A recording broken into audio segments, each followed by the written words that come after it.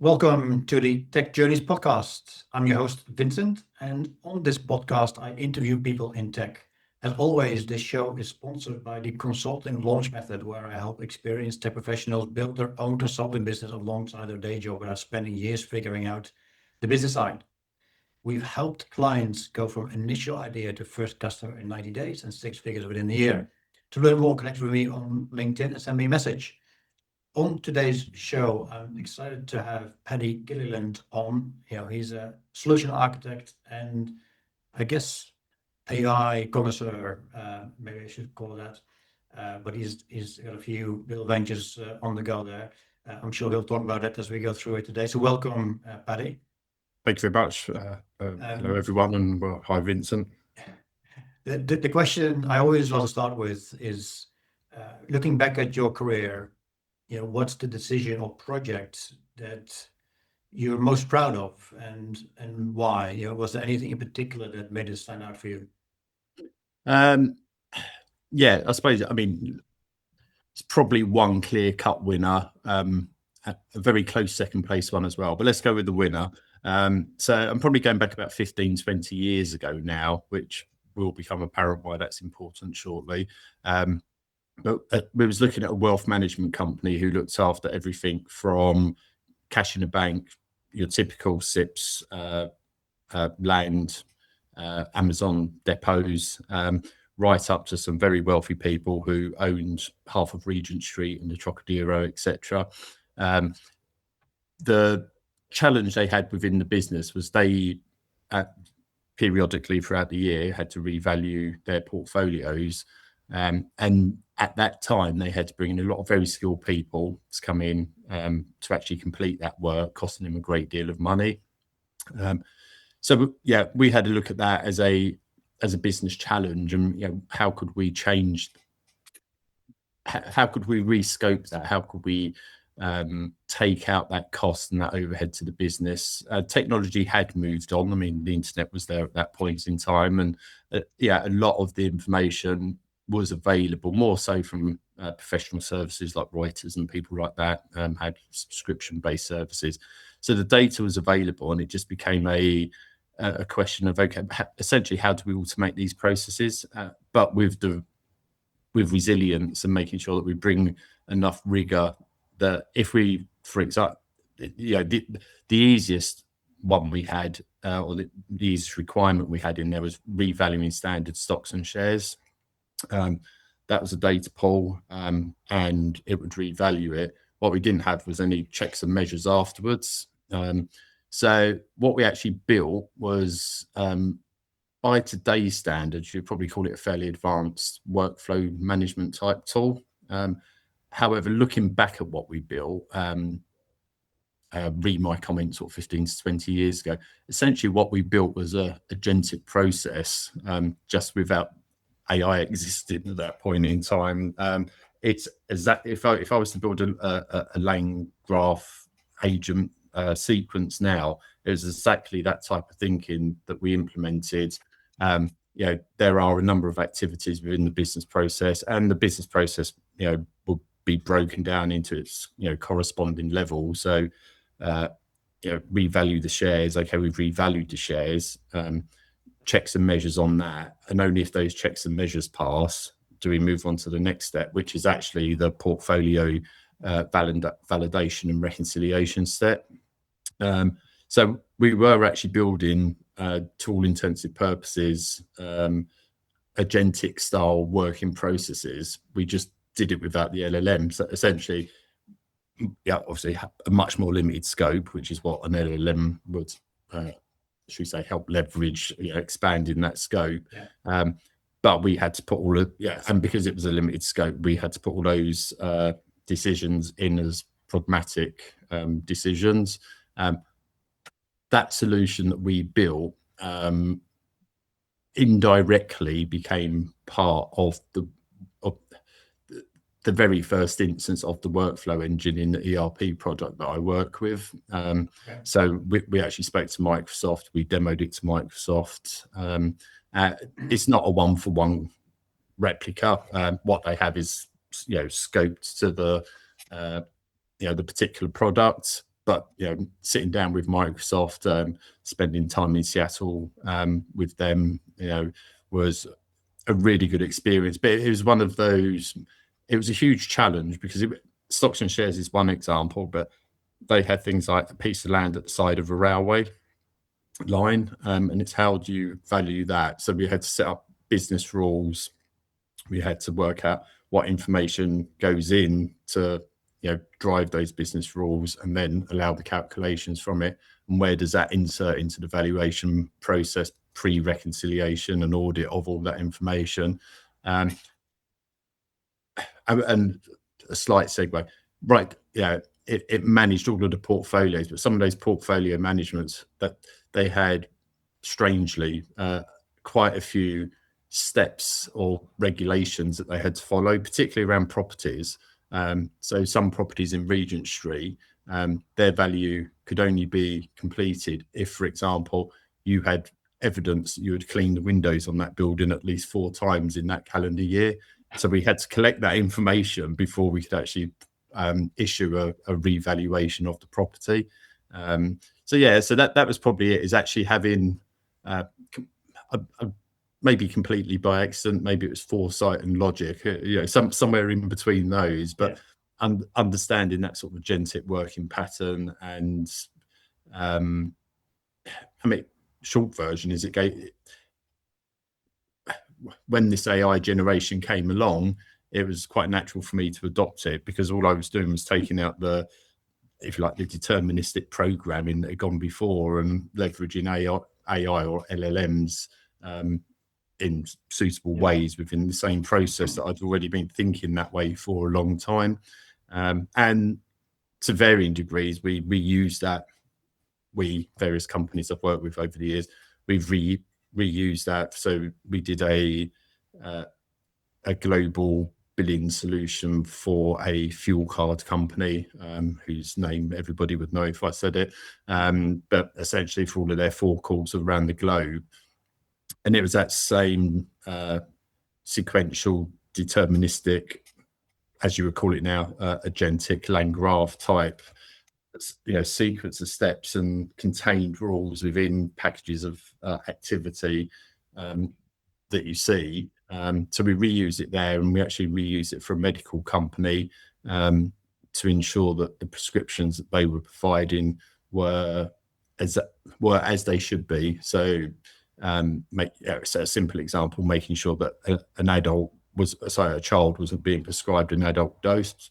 So as one of the pseudo agents in that equation, to have a step that actually took all of the information that was pertinent and then made that decision and fed it back in before the process was allowed to continue.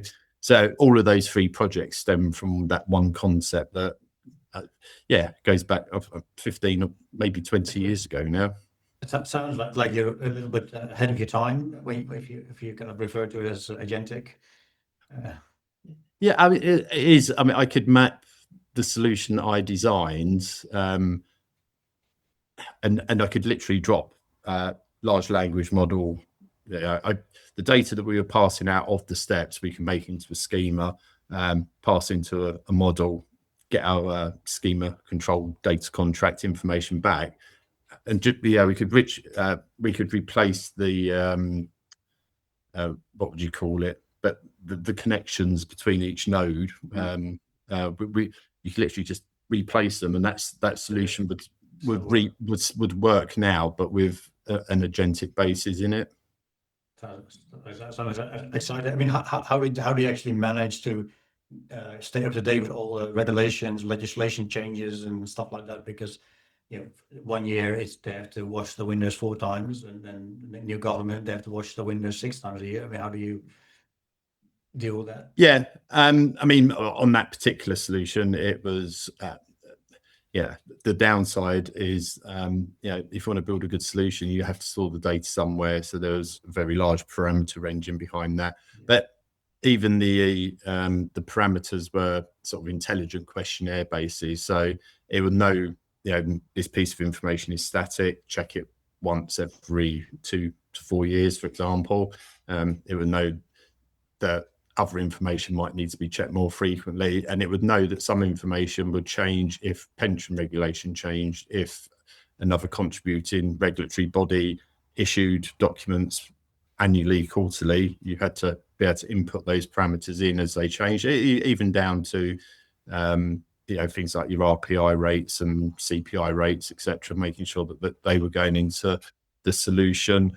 So it's exactly the same engine that took a standard metric as it took a regulation change into the actual solution for computation. So it sounds very exciting or very interesting, I would say. Yeah, so it was a very good playground. It was one of those, we didn't really know how we were going to solve the problem when we started it, and we didn't spend as much time as we probably should have coming up with a solution. It was one of those that when we looked at the problem, the solution seemed evident. What we didn't have was a way to build the solution or to understand the magnitude of what we was entering into.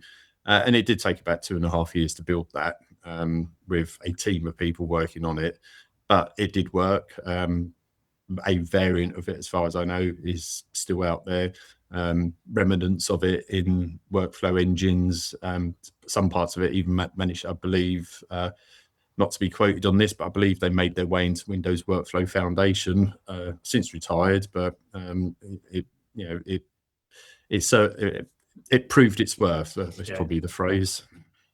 That's a nice claim to fame to have. I would much rather have taken a fraction of a cent per copy of Windows, but yeah, I can imagine. Well, let me ask you this then. So taking a little step back, right? You've been in your tech career for a while, and if you had to start that tech career again tomorrow, knowing what you know now with all those changes, right? Tech never stands still, right? That's sort of it's never it's always changing. So what is the one thing you would differently, or is the one thing you would tell your younger self, to do or not do? Yeah, it would probably be spend more time learning all the complementary skills. So I had an interesting introduction where I am now and where I started. I started off as an accounts assistant for a shipping company many years ago. And I'll give away how many years ago, because I was one of my first tasks in IT was transitioning them off of a Unix system onto NT 3.1, I think it was. So quite some time ago. But I kind of did that, and then I did the next logical thing, and then I was quite young then. I mean, I was in my late teens, and I kind of entered into a path without necessarily thinking about it or having the opportunity to think about it. And then when I sort of got into the ERP space, again, it was, I had to learn the ropes. As part of the shipping company, we actually did put in an ERP solution with a former director of Sage. Came up with some novel accounting for, today you would probably consider it sort of dimension-based accounting, but not a common concept, in that era. But that experience then took me to an ERP partner. So I started off as a junior consultant, and I worked my way through the process rather than necessarily having the skills I needed to do the job. I learned on the job. If I could go back, I'd probably say learning all of the complementary skills. I was very focused on what I was doing, and that was good in many ways. And it got. So as a programmer or in your early ERP days, what do you consider a complementary sort of thing? Yeah, so I mean, I was quite fortunate. I got some time to do some development. It was actually a DOS-based 4GL program. I'm going back that far, but I got some opportunity to do some development. I got some opportunity to do some consulting, but they were very focused activities, and it was never really learning how to develop and the wider world of development and best practice around development and architectures. Never spent any time, if you like, understanding product management, understanding project management, understanding when I was doing development, I wasn't doing consultancy. The skills compounded and kind of I know evolved me into, I ended up with quite a breadth of knowledge, but it was as a consequence of the journey rather than as a consequence of, should we say, starting out with a plan and saying, right, I want to work in this domain. I should at least have a working, I was going to say working knowledge, but a working understanding would be a minimum. I'd probably hazard a guess at, but a working understanding of each of the disciplines that actually influence my job. That may have been naivety as a younger man, but at times I was so focused on what I was doing, and I wasn't hearing the input from around me as well. Not that I didn't understand it, but I hadn't taken the time to understand it more. So I think a recent example is, I've done a lot of learning on AI.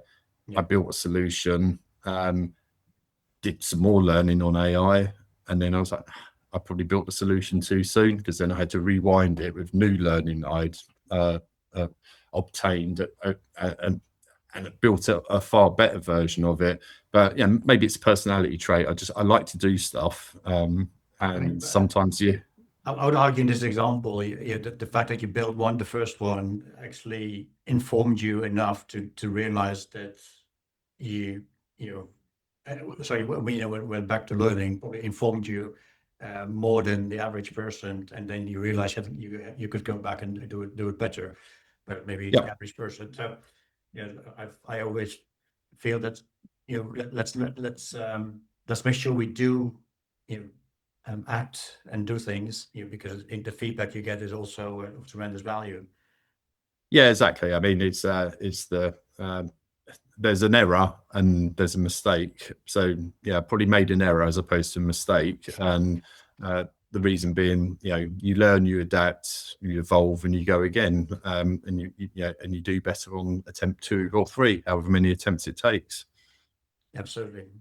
And so what's next for you in terms of on the horizon? I mean, or career-wise, what are you aiming for? What are you trying to do? So I've got a couple of products that I am working on. One is just a regulatory advisory service, so just targeting smaller companies that need to comply with regulations, but don't necessarily have the budget to employ a full-time compliance officer. Where applicable, if the information is out there, collecting that information and consolidating it in a way that is, should we say, digestible by the user. So an example I have is an estate agent service. It looks across various, it's all publicly available, and it's available by many subscriptions that estate agents have as well. But they have a subscription there, and 15 other subscriptions. Then you've got gov.uk, then you've got all the other regulatory bodies in that sector. So I'm collecting all the information from all of the different sources, and then aggregating it down into topics for, if you like, the director level, for the owner level of the business. It gives them a short brief. This is what you should be aware of this week. These are the key topics, and this is where you should maybe ask your employees or your company to look further into these items.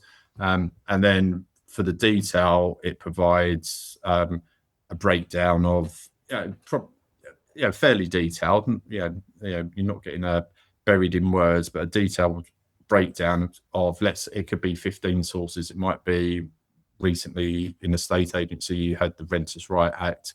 So there's hundreds, if not thousands, of topics active each week. So it was reading all of these different topics, stripping it back to the unique topics and the unique points, and then basically building just initially an email that had that brief on it, and then the detail and suggested actions in an actual, if you like, an orchestrated or a curated to-do list of these are the suggested actions. So not rocket science, other than analysing that many sources. Quite often it had cases where it's 500, 600 sources, and those sources might have had several items or more each on various topics. And then just building out a simple calendar. So as it encounters new topics, new deadlines, or potential deadlines, so it looks at the government's legislative body and looks for what they're talking about, but isn't actually law yet. But it communicates that to the businesses as well. So that's a simple AI use case that I thought that's quite good. From a logic started with estate agents. If I change the name from estate agents to independent financial advisors, change my sources on the website, repackage it, reset, go again. So it's a simple solution, simple objective, too many sources, can't afford a compliance officer. Here's consolidated, it's AI, read it carefully. It's very clear in the T's and C's. There's a 13-stage pipeline that validates all of the information that goes in, but still read it carefully and be sure that what you're doing is correct. And if you should be speaking to your accountant or your solicitor on that topic, that's exactly what you should be doing. But that aside, simplest solution using AI. I would call it more of a thesis type project. It's I was just checking it earlier. I'm up to, I think it had something like 862 commits, 112 unique functions, or the capabilities are probably more than functions, but building loosely, I've just called it a AI OS. But what essentially it's taking emails from cradle to grave. And to explain what that means, an email comes in, it's got quite a clever, if I say so myself, faceted categorization process that runs against it. With stage 3 of that being what's the intent. So you end up with a topic, a subtopic, and an intent. But then subject to the intent, it can then make further decisions. So if the intent is this is a P1 mission critical support bug that's come in, it will recognize that.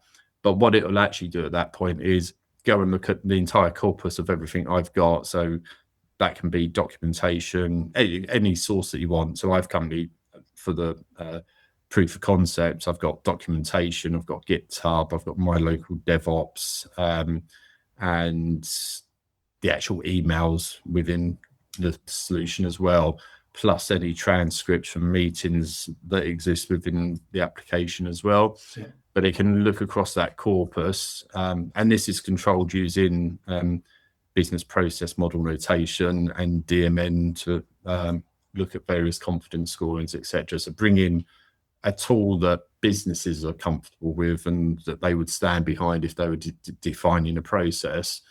So using that as, if you like, my layer 1 of my agentic architecture, and then underneath each step of that BPMN, there's one or many agents that run underneath that to actually action that particular step.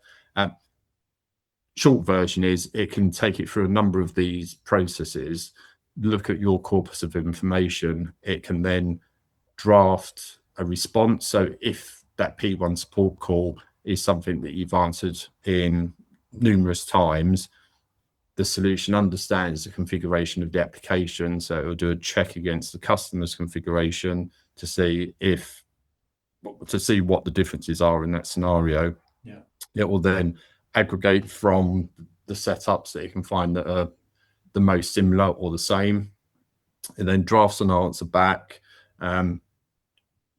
If it's got, again, a confidence scoring and various gates and hooks and etc. around that to control that.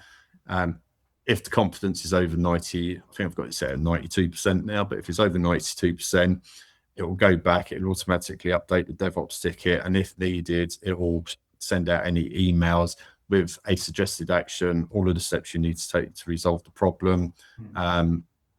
If it's under 92% but above 65%, it will create a human in the loop decision, and it, within the application, it's got a nice dashboard where you can go work through all the human in the loop actions that need to be completed. So you can augment, edit the response, SA hat on for a moment. Sometimes I'm not happy with the language, or I can see something the solution can't. I still think there's a very important place, not just for SAs, but for anybody involved in a project that's doing critical thinking. That's always going to exist. It might not be as widespread in the future, but that human critical thinking is still needed. But it sends it back to you. You can update it and send it on, or you can simply reject it and you revert back to manual at that point. That's one of many capabilities it has of the 112 that are in there. Other end of the spectrum, I've completely rewritten a transcript engine that just does more clever things, such as if I get a citation, it takes me to that exact point in the conversation, and I can navigate around the conversation on a graph-like basis and see related topics, and I can jump because it's got essentially a tri-store database behind it, so SQL, vector, and graph-based. But if I have actually anywhere in the application, but if I have a topic or a particular, if you like, catchphrase or phrase, if that's got a graph node behind it, when I click on that text, it will then build me a graph and show me. Example, issue with financial dimensions. So I click on that and it will graph out to all of the issues I have with financial dimensions, but automatically filter out all of the stuff that isn't issues. So it's just thinking more, how can I operate where everything that I do that takes time, such as, I might get 200 to 400 emails a day. So essentially it's performing a triage of my inbox. The stuff it can answer, it answers. It will work out if there's stuff that it doesn't think it should answer. It doesn't delete it, but it puts it into a not action bucket that I can go back to and review periodically.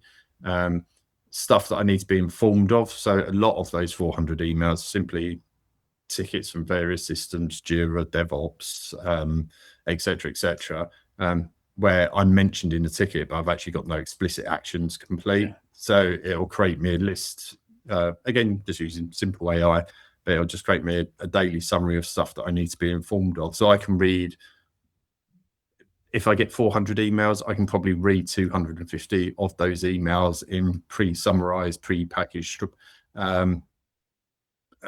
structures, but the way that I work, and probably the way a lot of people work, to be perfectly honest, I don't work in any peculiar way, but it basically is triaging, and it's keeping, I work on a kind of a do, delegate, and delete. I don't actually ever delete, but that's a nice easy way of explaining it.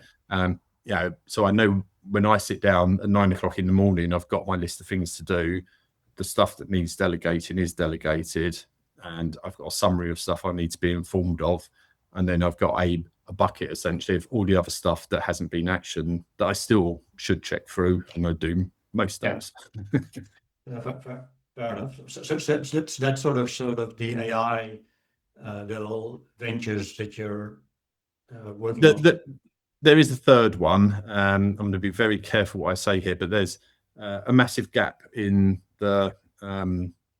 the health and fitness market at the moment, and we're both doing it right now. We're both sitting here looking at a web camera, getting no useful data from our Apple Watch or our Whoop or any other device that we're wearing, other than we're sitting down, our heart rate's hopefully around 60 beats a minute, and we're breathing at a rate. That's about all you're being informed of.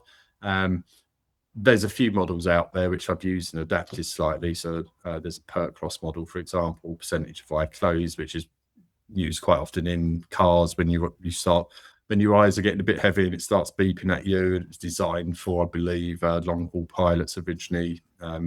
So I've taken that model and two other models as well, and essentially they pulled together a number of work-related metrics that give you an indicative cognitive performance, but it will track everything from your blink rate, how often you're blinking, the percentage your eyes are open and closed. Believe it or not, via your web camera, it can track your heart rate, it can do your HRV, it can track your distance from the camera. I've adapted a second model that will find a fixed point of reference within the frame, such as the back of my chair, and it also tracks my head using another tiny little model, and it'll work out how stable my head is. It works out the posture, so I could use it, for example, for health and safety executive type assessments, because it tells me exactly how far I am from the monitor. It can track your cadence rate. So essentially I'm building up about 20-25 different metrics that are all known. It came from the Perclos model came from, as I mentioned, long haul flights, and it was designed to sort of, start to spot signs of fatigue. So I've just augmented that with a few other models, and as part of the journey learning AI, how do you track an object? Well, I can track my, I've learned, why don't I track my head in its position and its stability? Some interesting research I had to do with AI to work out how I package all of this together. But essentially it gives you a fatigue, a posture. I've actually got I've actually got an image here. So I can share this with you after, Vincent, but essentially it's tracking your information relative to the screen, your posture, your fatigue, and they roll up into a cognitive performance index. But it's tracking things. It's your percentage of eye close, blink rate, eye state, eye openness. Is your gaze stable? Have you yawned recently? If so, how many times? Is your head stable? Distance from the monitor, posture angle, heartbeat, lighting, ambient sound, all the things that would affect you while you're working. So that's a little side project. Yeah, sounds super exciting. I mean, you're super busy clearly with the day job and the side. Yeah, I mean, as part of the AI learning and, if you like, the SA mentality, I'm human. I can't go wide and deep in every topic, but I've gone wide and, through saying, moderately deep in lots of topics. And in learning that, you pick up lots of information. And I'm very much if I to prove to myself, if you like, that I understand it, I like to build something with it. So I'm doing the machine learning part. So I've got 3 little models that are sort of essentially self-evolving. The more people I get using the app, the better the model actually becomes at its task. But the tiny little models. But I think that they're great projects, and they're, if you like, demonstrating I can do this. But long term, it's probably more the sort of consultancy side, and supporting businesses. I'm not going to go and support a tier 1 learning AI because they're on that journey already. But smaller, medium-sized businesses that need guidance and sort of strategic input and how to build AI or use AI. Well, I'll take that back. How to build solutions that include AI, I think, is a much better framing. Yeah, sounds good. Well, I think we have a lot here to extract from this podcast today. What's the best way for people to get in touch with you? Presumably on LinkedIn. LinkedIn's excellent. Yeah. Amazing. So I really recommend people checking you out, because there's lots there to engage with. So thank you so much, Paddy, for being on the show today. Really appreciate it. Thank you for your time. And as a reminder to everyone listening, the show is sponsored by the Consulting Launch Method, where I help experienced professionals build their own consulting business alongside their day job with us, spending years figuring out the business side. We've helped customers go from initial idea to first client in 90 days and 6 figures within a year. To learn more, connect with me on LinkedIn and send me a message. Paddy, thank you once again. And excellent. Until the next episode.